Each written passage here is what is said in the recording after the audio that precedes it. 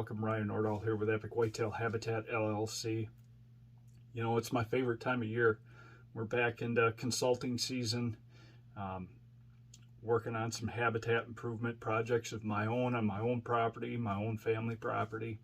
And I'm excited to grab the chainsaw again. In fact, we've done a little bit of chainsaw work here in the last few days, and we've done some handsaw work as well. But you can't overemphasize safety and the equipment used when we're hinge cutting, when we're completely falling trees, face cutting and falling a tree. Even just cutting up brush, cutting up storm damage that we had here. You know, we had a significant snowfall back before Christmas here in Wisconsin where I'm at, and you know, a lot of branches and stuff fell over our access roads, our deer travel corridors. Knocked down a lot of stuff, and just general cleanup around the house here too with the chainsaw that I'll be doing. But I don't take my safety for granted, you know, and the tools of the trade when it comes to hinge cutting and falling trees.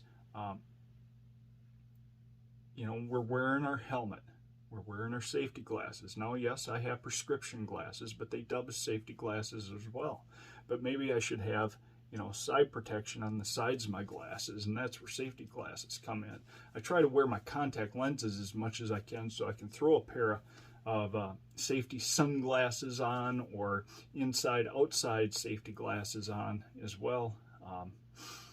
You know, you can't overemphasize your eyes. You get a stick or something caught in there, or a chunk of sawdust, whatever, just a little piece of sawdust stuck in your eye, irritate your eye, and you know, it can affect the way you run your saw, especially if you're running a chainsaw.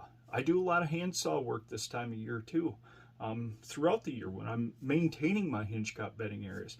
A lot of guys, you know, when it comes to hinge cut bedding areas, you know, they think it's a process, that it's just a one-time deal, we're done and we don't have to go in and maintain anything.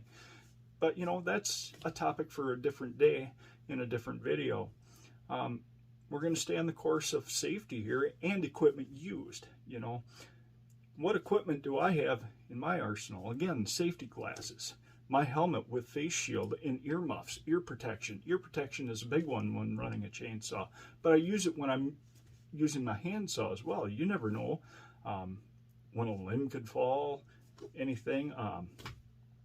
If you're doing some limbing in a hinge cut bedding area, you know, a tree could shift, hit you in the head, whatever. It's good to have that head protection on, earmuffs, whatever, you know, and that face shield. That face shield is very important to keep the dust and stuff out of your face. Wedges. I use a lot of wedges when falling trees, whether I'm hinge cutting or completely falling a tree.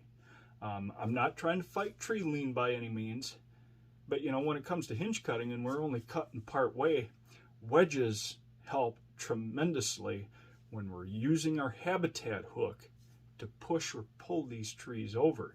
It gets us to where we need to be so we can gently pull those smaller trees over, or we can push a little bit larger tree over and push it in the direction that we want it.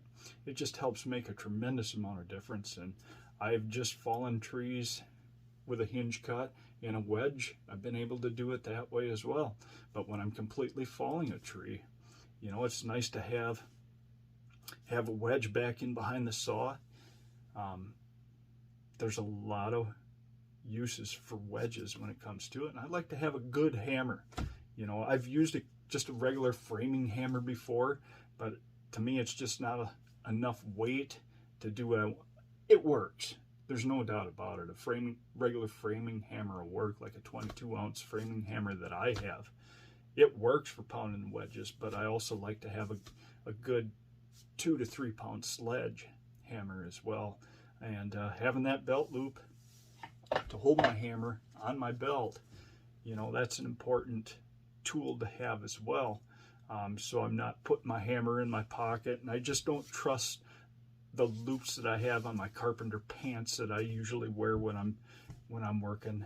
And that's where a good pair of safety chaps, leg chaps, come into play.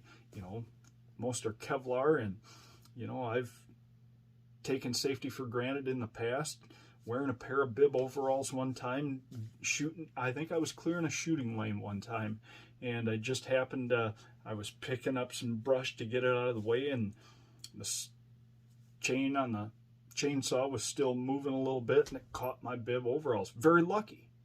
It just cut my bib overalls, that's all. I'm very lucky that it didn't cut my leg. I've seen some pretty bad damage to legs, fingers, whatever from a chainsaw moving. Things that I just don't care to see or to ever have happen to me or a loved one or you, my clients. I want you to be safe out there running equipment. Other things, you know, that are in my toolkit that I take along with me when I'm hinge cutting, you know, running my chainsaw. I've always got my chainsaw tool along.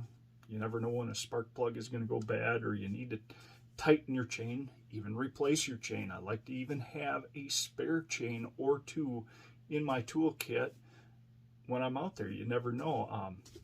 Along with my sharpening tools to sharpen a chain, but there are times when a chain has reached the end of its life and you got to switch one out. There's just all kinds of things.